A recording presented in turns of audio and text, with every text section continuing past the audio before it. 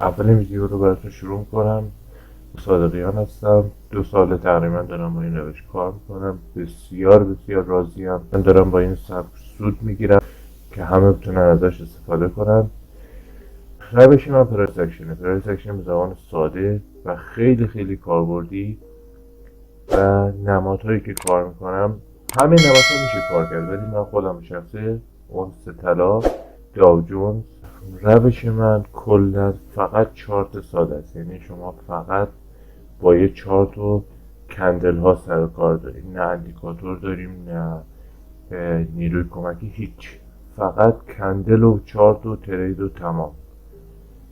اولین قدم میخوام بهتون رسم سطوح یاد بدم، ولی قبل از اون میخوام یک چیزی بهتون بگم.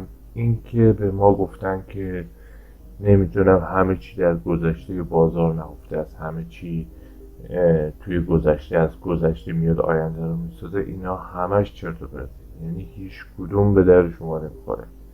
کلاسیک کارا، آی سی تی کارا، اسمارت مانی، حالا اینا اسمارت مانی، آی سی تی و آر تی و اینا زیر مجموعه این پروسکشن فقط مدن سختش کردن، خب، ولی کلا خیلی چیزا رو اومدن فقط یک چیزی گرفتن و ما تحویل دادن و ما فقط پول از دست دادیم، چیز دیگه ای برای ما نداشته. این استادای علکی و اینا که فقط جیبشون رو پر کردن با پولای ما، با پکش فروختن، اینجا حرفا. خلاصه من میخوام بهتون یاد بدم که در کل ما فقط احتیاج داریم به نهایت 50-60 کندل، تمام. اونم در لایو بازار. باید ببینی لایو بازار چه اتفاقی داره میفته، نه اینکه گذشته بازار. درسته گذشته بازار هم قبلا ترید شده، معامله کرده اینا، ولی مال گذشته بوده، نه مال حالا. شما تریدی مثلا هفته پیش به چه درد ترید امروز شما میخوره؟ ما فقط و فقط احتیاج داریم به اون مقدار کندیدی که توی صفحه مانیتور ما هست، تمام. ما داریم الان قیمت رو باید ببینیم الان خریدار و فروشنده رو چه قیمتی دارن توافق کنن. مثال میزنم، نمونه براتون میزنم که قشنگ جا بیفته که منظورم. یک چیز دیگه یادم رفت براتون توضیح بدم. کلا من اسکالپ کار میکنم، تایم هستی من 15 و 5 دقیقه است. البته یه دونه ستاپ دارم که تایم 1 دقیقه‌ای هست که اونم تطبیق میخوره با 15 دقیقه‌ای و در اصل باید در 15 دقیقه مدیریت بشه. مثال میزنم، من فقط به همین تیکه چارت احتیاج دارم، من به هیچ چی احتیاج ندارم. کار ندارم که مثلا اینجا همچین ریزشی اتفاق افتاد و چی شده و چی کار شده. فقط من به همین تیکه چارت بسنده میکنم.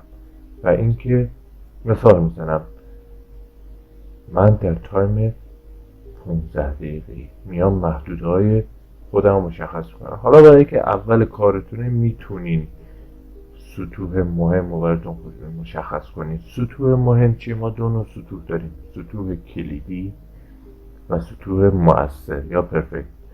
سطوح کلیدی چیه؟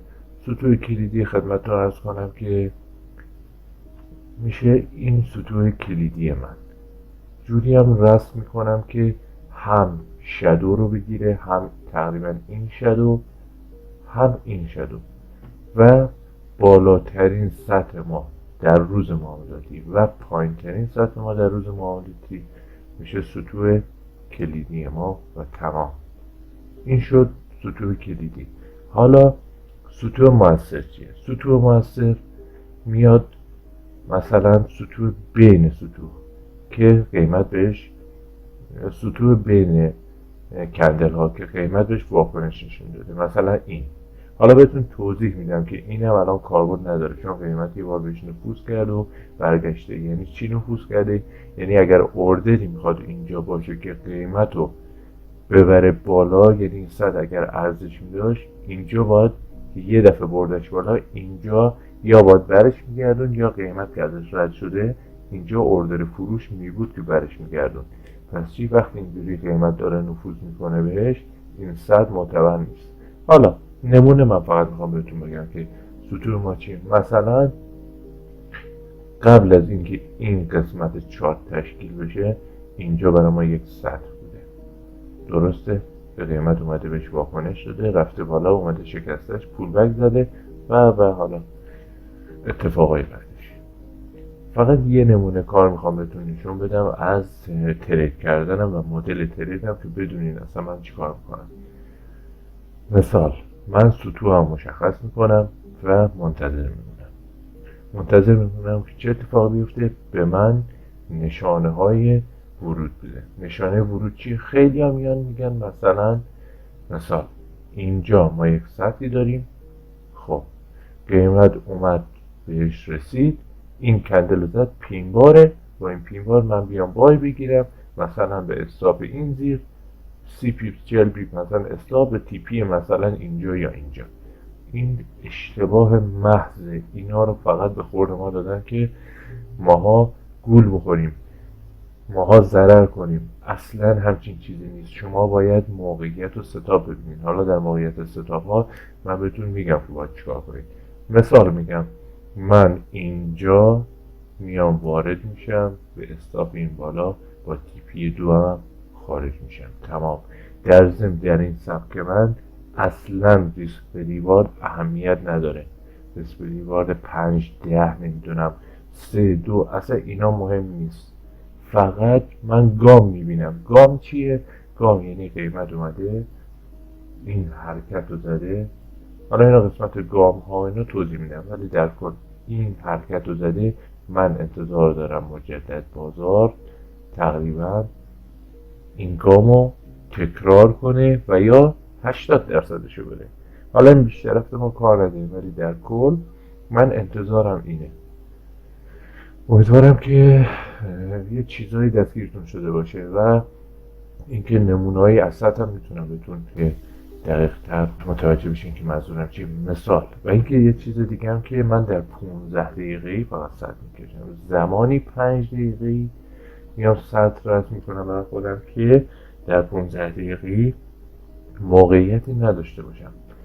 مثلا میگم من میخوام اینجا مثلا سطوح خودم رو بذار من روزانه رو سشن بریک رو بندازم بیاد. خب مثلا من امروز میخوام ترید کنم. خب مثلا این روز کاری منه، نهایت اینجا که شروع میشه، نهایت من سطوحم پایین ترین سطحم این بوده، درست، بالاترین سطحم اینجا بوده. درست شد؟ تمام. این چیزی بوده که من انتظار داشتم که قیمت بین این دو تا سطح بیاد بازی کنه. حالا اینجا من یک سطحی داشتم که سطح موثر بوده، این کلیدی این موثر. حالا من سعی میکنم قیمت به اینا برسه و واکنشش رو ببینم. درسته در داخل خودش مثلا این قسمت من ترید کردم تا این پایین یا اینجا رو ترید کردم تا این بالا، درسته، ولی در اصل قیمت باید ببینیم واکنشش نسبت به این سطوح چیه. و کل تریدری، کل تحلیل، کل کار بازار فارکس، کل ترید کردن اینه که واکنش قیمت و سطوح رو ببینید. تمام شد و رفت. دنبال هیچ چیز دیگه ای هم نباشین، چون فقط خودتون رو گمراه میکنید. خیلی ها با خیلی استفاده دارن کار میکنن، ولی چیزی که من استفاده کردم و دارم ازش سود میبرم اینه. امیدوارم که لذت برده باشین.